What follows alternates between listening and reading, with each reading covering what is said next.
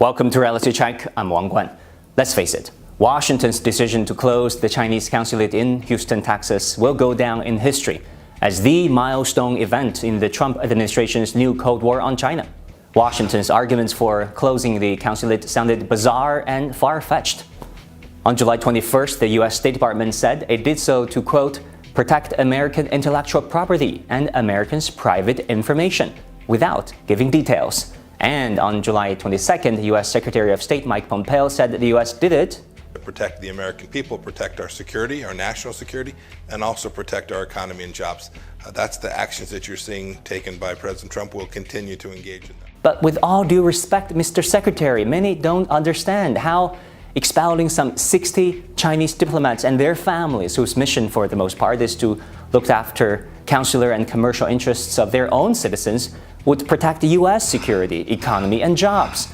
The explanation given by David Stilwell, Assistant Secretary of State for East Asia, is at least more substantive. Stilwell said the U.S. closed the Houston consulate of China because it had a history of engaging in, quote, subversive behavior, with recent attempts of, quote, scientific thefts, which could be related to efforts to develop a vaccine for the coronavirus. Again, no evidence is provided, the lack of which raised more questions than answers. While the U.S. tripled its COVID-19 cases in the past 2 months, China has kept its outbreak largely under control for months. It is a bit difficult to imagine Chinese diplomats risking it all to, quote, steal vaccines on American soil. Perhaps one true reason the Trump administration did not and could not say was Trump's re-election and his base. According to Real Clear Politics, Biden is leading Trump in all major polls. Even in the swing states that helped Trump win in 2016, Biden is leading.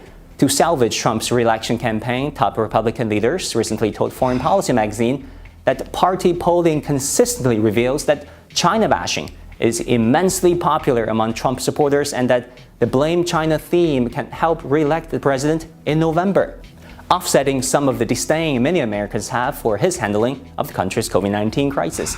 This Pew survey showed that 72% of Republicans have negative views toward China, most of whom probably wouldn't mind seeing Trump getting tougher with Beijing.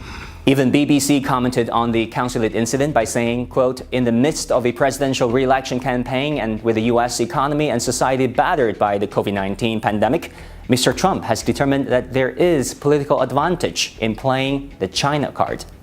While Trump is mostly concerned with elections, people around him took advantage of that to push their own agendas.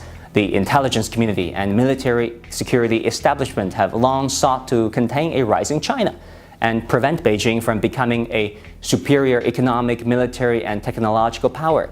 Liberals on the left, who long took issue with China's human rights record and its lack of commitment to Western-style democracy, joined the action.